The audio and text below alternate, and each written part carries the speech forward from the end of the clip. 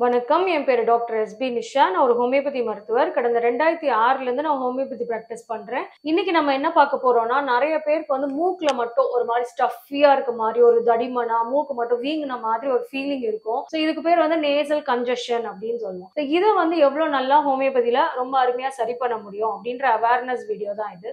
இந்த nasal congestion அப்படின்னா என்ன அப்படின்னா, சில பேருக்கு மூக்குல வந்து நல்லா அந்த பிளட் வெசல்ஸ் நம்ம கன்ஜெஷன்னால, அதாவது ரத்த ஓட்டம் ரொம்ப ஜாஸ்தியா இருக்கும். நமக்கு ஏதாவது ஒரு ப்ராப்ளம் இருக்குன்னா அந்த இடத்துல நமக்கு ரத்த ஓட்டம் ஜாஸ்தியா இருக்கும். அது மாதிரி மூக்குல வந்து ரத்த ஓட்டம் ஜாஸ்தியா இருக்கும்போது என்ன ஆகும்னா, அந்த மூக்குல இருக்க பிளட் வெசல்ஸ் எல்லாம் கொஞ்சம் டைலேட் ஆயிருக்கும். அதனால என்ன ஆகும்னா, நம்ம வந்து ஒரு ஃபீலிங்கே நமக்கே இருக்கும். ஒரு தடிமனா இருக்கு அந்த இடம், நமக்கு வீங்குன மாதிரி இருக்கு, ஒரு செகப்பா இருக்கு, நமக்கு வந்து அடிக்கடி தும்மல் வருது, மாதிரி ஃபீலிங் எல்லாம் இருக்கும். நிறைய பேர் லைட்டா அந்த மாதிரி ஃப்ளூ காய்ச்சல் வருது, ஒரு வைரல் ஃபீவர் வருது, அடுக்கு தும்மல் ரொம்ப வருது அந்த காய்ச்சல் சமயத்துல.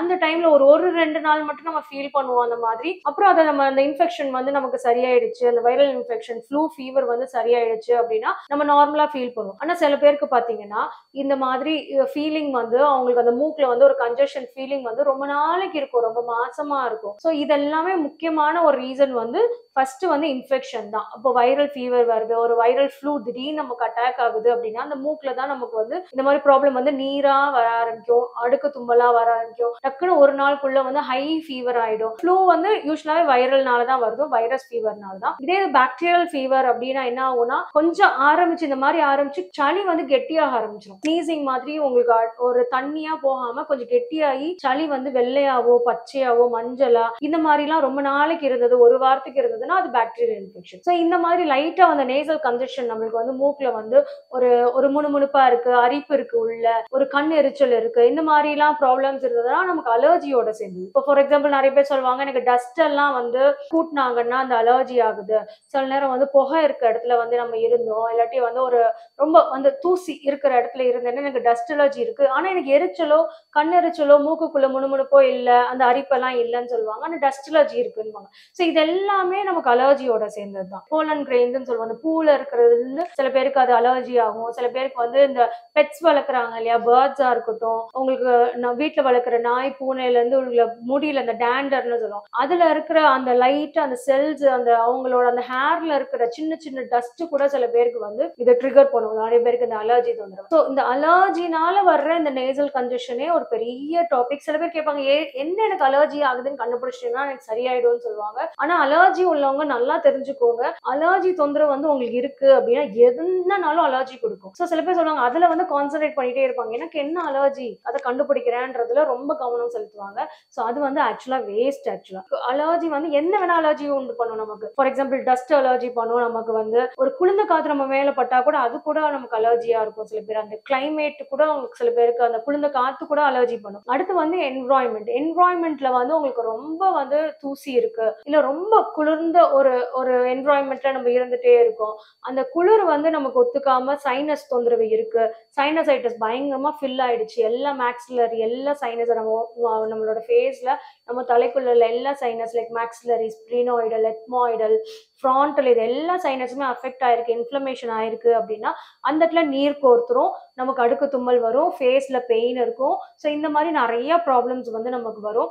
இந்த சைனசைட்டிஸுமே உங்களுக்கு ப்ராப்ளம் இருந்ததுன்னா நமக்கு வந்து மூக்கு வந்து அடைச்ச மாதிரி இருக்கும், நீரா நமக்கு வர்ற மாதிரி இருக்கும், தும்மல் ரொம்ப அடிக்கடி ஒண்ணுமே பண்ணிக்க மாட்டோம், தண்ணி மாதிரி ஒழுகிட்டே இருக்க மாதிரி இருக்கும். ஒரு கண்டிஷன்னால நமக்கு இந்த நேசல் கன்ஜெஷன் வரும். இந்த சளி பிடிக்கிற தொந்தரவை வந்து உடனே நம்ம பார்க்கல அப்படின்னா என்ன ஆகும்னா, தொடர்ச்சியா இப்ப நம்மளுக்கு ஃப்ளூ காய்ச்சல் வருதுன்னா ஒரு 2-3 நாள்ல சரியாயிடும், ஒரு வாரத்துல சரியாயிடும். பட் ஆனா நமக்கு வந்து ரொம்ப இந்த மூக்குல வந்து சைனஸ் தொந்தரவு, சளி தொந்தரவு நம்ம சரி பண்ணாம ரொம்ப மாசத்துக்கு, ரொம்ப வருஷ கணக்குல எல்லாம் நிறைய பேர் வச்சிருக்காங்க. ரொம்ப ஆச்சரியமா இருக்கு எனக்கு இதெல்லாம். ஆனால் அப்படி இருக்கவங்களுக்கு என்ன ஆகும்னா, அந்த வருஷ கணக்குல மாச கணக்குல சளி இருக்கவங்களுக்கு என்ன ஆகும்னா, அந்த மூக்கு தண்டுவடம் வந்து வளைய ஆரம்பிக்கும். ஏன்னா அதுவே ஒரு மெக்கானிசம் பண்ணும், ரொம்ப காத்து உள்ள வராதபடி அதுவா வந்து ஒரு டர்ன் பண்ண ஆரம்பிச்சிடும். எந்த சைடு வந்து நமக்கு வீக்கரா இருக்கோ அந்த பக்கம் டர்ன் ஆக ஆரம்பிச்சிடும். அதாவது லெஃப்ட் சைடட் நேசல் டிவியேஷன் இருந்ததுன்னா லெஃப்ட் சைட்ல வந்து நமக்கு வந்து வளைஞ்சிருக்கும், அந்த மாதிரி நமக்கு வந்து சைட்ஸ் வந்து உங்களுக்கு இருக்கு. இந்த மாதிரி டிவியேட்டட் நேசல் செப்டம், சிஎன்எஸ் அப்படின்னு சொல்லுவோம். ஸோ இதுக்கு வந்து சர்ஜரி வந்து நீங்க பண்ணீங்கனாலும் நீங்க சைனஸ் சளி தொந்தரவெல்லாம் நம்ம சரி பண்ண முடியாது. அந்த மூக்கு தண்டுவடம் வளைஞ்சிருக்கதை வேணா நீங்க சரி பண்ணலாமே தவிர உங்களுக்கு அடிக்கடி சளி பிடிக்கிற சுபாவத்தை வந்து நம்ம சரி பண்ண முடியாது. அது வந்து ஹோமியோபதியில மட்டும்தான் முடியும்.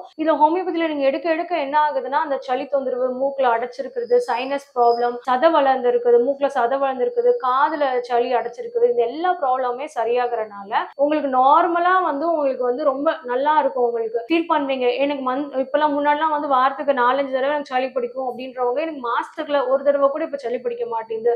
அந்த அளவுக்கு நம்ம இம்ப்ரூவ்மெண்ட்ஸ் வந்து கொண்டு வந்துடலாம். சில பேருக்கு ஹார்மோனல் இம்பேலன்ஸ் இருக்கு. ஸோ இந்த ஹார்மோனல் இம்பேலன்ஸ் அப்போ என்ன ஆகும்னா மென்சஸ்க்கு முன்னாடி வந்து நமக்கு ரொம்ப நீர்ச்சத்து வந்து உடம்புல இருக்கும். அந்த டைம்ல நிறைய பேருக்கு இந்த தும்மல், சைனஸ் ப்ராப்ளம்லாம் கூடுற மாதிரி இருக்கும். அதே மாதிரி பிரெக்னன்சி அப்பயும் அந்த மாதிரியா சில பேருக்கு ப்ராப்ளம்ஸ் வரும். அதே மாதிரி தைராய்டு இஷ்யூ இருந்தது, நம்மளுக்கு ஹைப்பர் தைராய்டிசமோ இருந்தாலும் சில பேருக்கு இந்த மாதிரி ப்ராப்ளம். அதே மாதிரி மெடிசன்ஸ் யூஸ் பண்றாங்க அப்படின்னா நம்மளோட இம்யூன் சிஸ்டத்தை வந்து அமுக்கி வைக்கிற மாதிரி உள்ள ஆன்டிஹிஸ்டமைன்ஸ், ஸ்டீராய்டு டேப்லெட்ஸ், பெயின் கில்லர்ஸ் இதெல்லாம் யூஸ் பண்ணாங்கனாலும் சில நேரம் வந்து இந்த தொந்தரவுகள் நம்மளுக்கு இருக்க அந்த நேசல் கன்ஜெஷன் வந்து கூடுறதுக்கு நிறைய சான்சஸ் இருக்கு.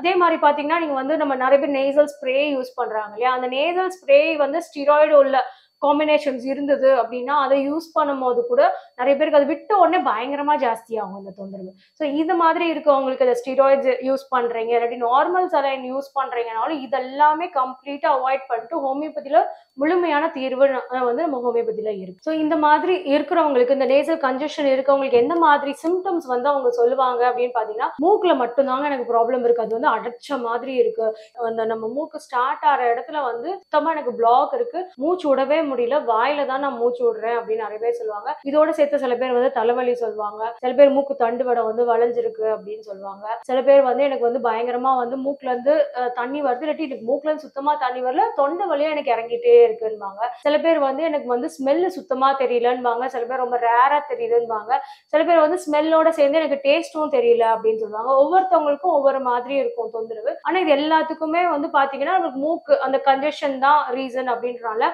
அதை பேஸ் பண்ணி நம்ம மெடிசன்ஸ் கொடுக்கும்போது ரொம்ப நல்ல எஃபெக்ட் இருக்கு. இந்த மாதிரி இருக்கவங்க என்ன பண்ணணும்? இப்ப நான் வந்து மெடிசன்ஸ் வந்து நான் வந்து கொஞ்ச நாள் வந்து நான் வந்து இயற்கையா வந்து நான் சரி பண்ணணும்னு நினைக்கிறேன், அது வந்து சரி பண்ணலைன்னா நான் வந்து உங்ககிட்ட வர்றேன் அப்படின்னு நினைச்சீங்க அப்படின்னா நீங்க வந்து படுக்கும் போது வந்து கொஞ்சம் பில்லோ வந்து கொஞ்சம் ஹைட்டா வச்சு படுக்கணும். கொஞ்சம் பிளாட்டா படுத்தீங்கன்னா அந்த மூக்கு நம்மளுக்கு அடைக்கிறதுனால மூச்சு திணறல் வந்து வரலாம். ஸோ அதனால நீங்க கொஞ்சம் ஹைட்டா வந்து பெட்டை வந்து வச்சு நீங்க நிறைய வச்சு படுக்கும் போது நம்ம கொஞ்சம் வந்து நல்லா இருக்கும், நமக்கு அந்த பொசிஷன் வந்து நமக்கு கொஞ்சம் ரிலீஃப் கொடுக்கும். அதே மாதிரி நிறைய தண்ணி குடிக்கணும். நிறைய பேர் எனக்கு நீரா வருது அப்படின்றக்கா தண்ணி குடிக்க மாட்டாங்க, ஏன்னா தண்ணி குடிச்சாதானே நீர் ஜாஸ்தி வருது அப்படின்னு நினைப்பாங்க. பட் அது குடிக்கிறது வந்து ரொம்ப நல்லது. ஏன்னா வந்து நம்ம குடிக்க குடிக்க என்ன ஆகும்னா அந்த அதுல உள்ள கிருமிகள் எல்லாமே டைல்யூட் ஆகி நிறைய அந்த தண்ணியிலேயே போகிறனால உங்களுக்கு வந்து நம்ம சீக்கிரமா வந்து அந்த அந்த தண்ணி எல்லாம் நிறைய வெளியேறனால, நீரா வெளியேறனால கொஞ்சம் ஹைட்ரேஷன் நம்ம உடம்புக்கும் கிடைக்கிறனால ஒரு கிளென்ஸ் ஆகும், நம்ம உடம்பே கிளென்ஸ் ஆகும். ஸோ அதனால நமக்கு கொஞ்சம் சீக்கிரமா இந்த ப்ராப்ளத்துல இருந்து வெளியில வர்றதுக்கும் நிறைய சான்சஸ் இந்த சாதாரணமா நம்ம தண்ணி குடிக்கிறதுனால நமக்கு கிடைக்கும். தண்ணி தாராளமா குடிங்க, ஹைட்ரேட்டா இருங்க, கம்மியா குடிக்கணும், நமக்கு நிறைய நீர் வர்றதுனால கம்மியா குடிக்கணும்ன்ற கான்செப்ட் வந்து உங்ககிட்ட இருக்க வேண்டாம். நிறைய பேர் வந்து ஸ்டீமிங் பிடிப்பாங்க, அதாவது ஆவி பிடிப்பாங்க, அதாவது விக்ஸ் அது மாதிரி ஏதோ ஒன்று கை வைத்தியம் வந்து அந்த டேப்லெட்ஸ்லாம் வாங்கி போட்டு ஆவி பிடிப்பாங்க. அந்த மாதிரி நம்ம பண்ணலாம். அந்த மாதிரி பண்ணும்போது இந்த பிளட் வெசல்ஸ் வந்து கொஞ்சம் நார்மலைஸ் ஆகும், உங்களுக்கு அது அந்த டைலேட் ஆனது வந்து நார்மல் ஆகிறதுனால நம்மளுக்கு வந்து ஸ்டீமிங் பிடிக்கிறதுனால கொஞ்சம் நல்ல ஒரு இம்ப்ரூவ்மெண்ட்ஸ் இருக்கும் நம்ம கண்டிப்பா. ஸோ ஹோமியோபதியில இதுக்கு நிறைய மருந்து இருக்கு, முக்கியமா அக்கோனைட், பெலடோனா, உங்களுக்கு ஃபெரம்பாஸ், இந்த மாதிரி நிறைய மருந்து இருக்கு. எந்த மெடிசன்லாம் உங்களுக்கு நல்லா சூட் ஆகுதுன்றத பார்த்துட்டு இன்னும் பக்காவான மெடிசனை எது பெஸ்ட்ன்றத பார்த்து நம்ம கொடுக்கும் போது உங்களுக்கு நல்ல ரிலீஃப் இருக்கும். ஸோ இந்த மாதிரி கண்டிஷன், இந்த நேசல் கன்ஜெஷன் ரிலேட்டடா உங்களுக்கு ஏதோ டவுட்ஸ் இருந்தது, இந்த நேசல் பிளாக், இந்த நேசல் பாலிப், இது ரிலேட்டடா உங்களுக்கு ஏதாவது டவுட்ஸ் இருந்ததுன்னா நீங்க கமெண்ட் செக்ஷன்ல கொடுங்க, நான் கண்டிப்பா ரிப்ளை பண்றேன். நன்றி, வணக்கம்.